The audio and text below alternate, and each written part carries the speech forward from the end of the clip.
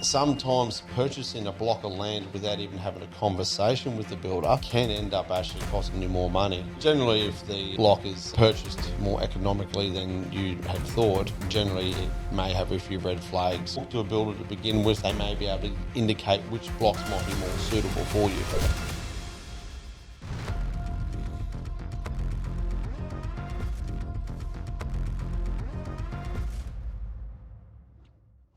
Hey guys, welcome to The Builder's Edge. I'm Norm Wales from Norm Wales Constructions. Now, for me, the whole purpose of this podcast here is to bring a little bit more awareness around the construction industry. I've been feeling for many, many years that there's not enough helpful information out there to support you guys to make the right choice. Now, we are a smaller family independent building company, and we're not here to build everybody's home. But we would definitely love to be able to work with you to facilitate your dream home. But if we don't build your new home, we want you to be able to make the right decision in choosing the right builder for you. So hopefully the information that I'm able to provide through this podcast can be informative and helpful that you can now create your dream home. So I hope you enjoy it, and thanks for watching.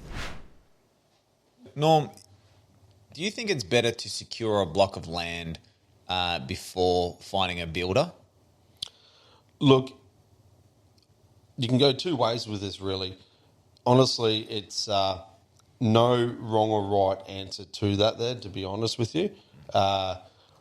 Engaging a builder, and when I mean engaging, this is just early stage conversations prior to a block of land, can be more beneficial at times than actually purchasing a block, then coming to the builder. And the reason why that is there is people will just buy a block of land off a bit of a map from a developer, and sometimes it hasn't even been titled yet, so it's actually haven't even sited it properly, and hadn't actually started thinking about the orientation of the home or where the sun sets and all these sorts of things there. So sometimes purchasing a block of land without even having a conversation with the builder, can end up actually costing you more money. So, really, if you want to start the process, talk to a builder to begin with there, tell them the estate that you're looking at. They should be able to give you some helpful, informative information. And if you're giving them a bit of a guide on the scope of what you're expecting from the home, they may be able to indicate which blocks might be more suitable for you. Yeah, so specifically on that, because homeowners might think, well, we'll get the land. Builders don't really know too much about that. They're the experts at building the home, but they're wrong. So specifically, how can builders actually help homeowners choosing the right land for them? Yeah, definitely. So if it comes down to choosing the right block of land there, that's where it's going to come down to start actually getting some form of a concept together to what they're wanting in their home, and then seeing if that actually fits the desired block. So if you're starting that process there early and working out what you're actually wanting in your home, a builder then would be able to help, navigate and direct you on the specific blocks that are coming available, what would be a better fit to suit that home. Would there be any sort of, red flags around choosing certain blocks? Blocks that might just be, wow, that's a bargain. Yeah, look, generally if the block is purchased, I guess, more economically than you had thought, generally it may have a few red flags. It may have an easement there. It may actually have like a corner block, for example. People think they're purchasing a very large block, but you still got limited actual space to construct on because you've got setbacks from both side boundaries. So that can sometimes impede on the overall size of the home or the access, to how you want to actually live in the actual property itself. Yeah. We'll just talk quickly about the different types of blocks. You've got, obviously, more narrow blocks or more perhaps slope blocks. How much does that sort of affect the layout or the design of the home? Yeah, definitely. Like a flat site is obviously what you're ideally wanting, with slight gradient, so you can break all the water away from the home. But if you start getting into sloping blocks, you're definitely going to start incurring more fees during the construction of stuff there.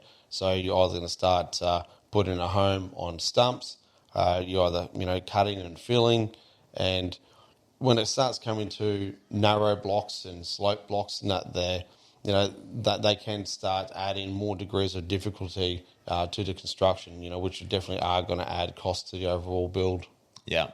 Do you guys have any, or do you have any sort of perhaps success stories of meeting a homeowner in the early stages and they came to you guys? Yeah, look, we've had many stories of guests there with customers purchasing blocks of land, and they thought there might have been a great buy, and unfortunately, they've bought an old section of farmland that's been subdivided off, sort of thing, and you go to do a soil test on there, and it comes up as a P site or something, and it might have been used as old dumping ground, and there's been 44-gallon drums buried and car parts, and it becomes a very problematic site then, and quite an expensive exercise to take that stuff away, then bring good material in just before you can start.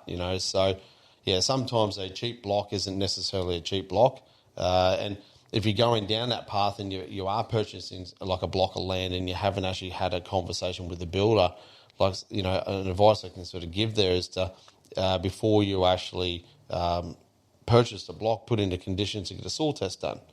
So if you get a soil test done, or compassion test on the actual site itself, there you can sort of see if it's actually going to be a problematic site or not.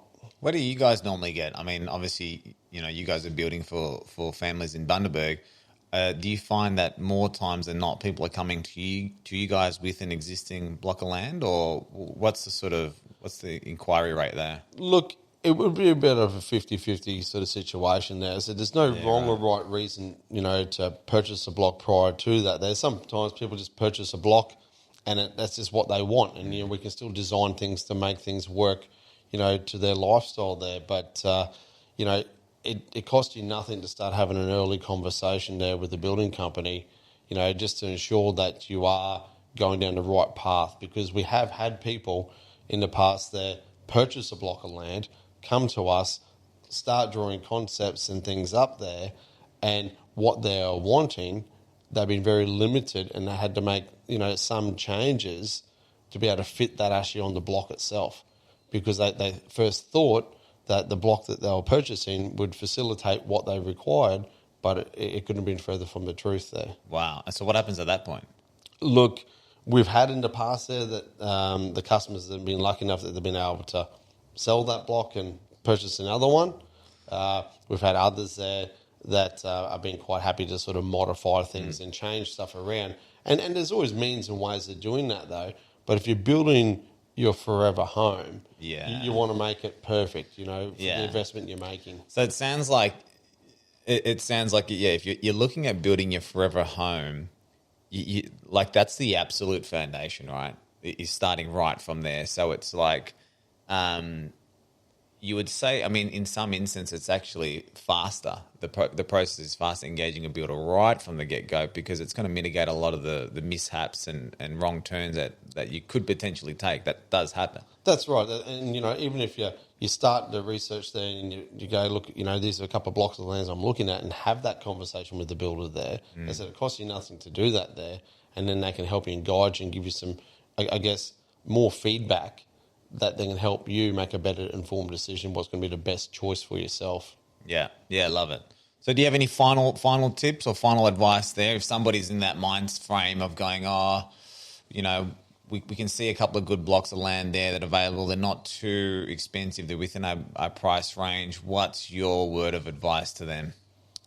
Look, the biggest thing is to, like I said, have a conversation with the builder about those blocks of land to begin with, because, the builders should be very knowledgeable about what's around the area. But look, the best thing and the best approach there for them would be to have a look at, a bit of a chook scratching what they've designed up. Do they feel there's limitations themselves within the actual design, and will it actually fit that block? And if they can bring that to a builder to discuss that a little bit further, that's definitely going to help them make a more informed decision. But the biggest thing is most people need to understand that they don't have to sit there and procrastinate about not being able to start the building process because they haven't got a block of land.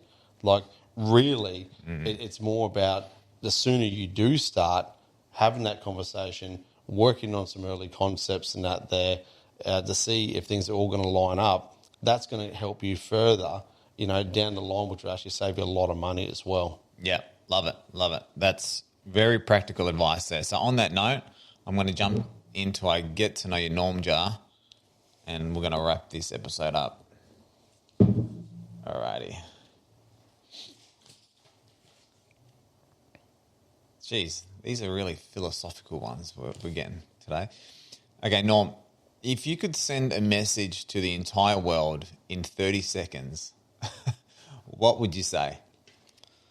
A message to the world in 30 seconds. What would you say? In 30 seconds or about? Look, I think it'd be about just really reaching for the stars and doing what feels right in yourself and surrounding yourself with good people, sticking to, what you believe in and never giving up. I love that. That's probably the most important thing in life, really. I think so. I really do. Yeah, love it. On that note, thank you, as always, Norm. All right, pleasure. Thanks, Cheers. mate.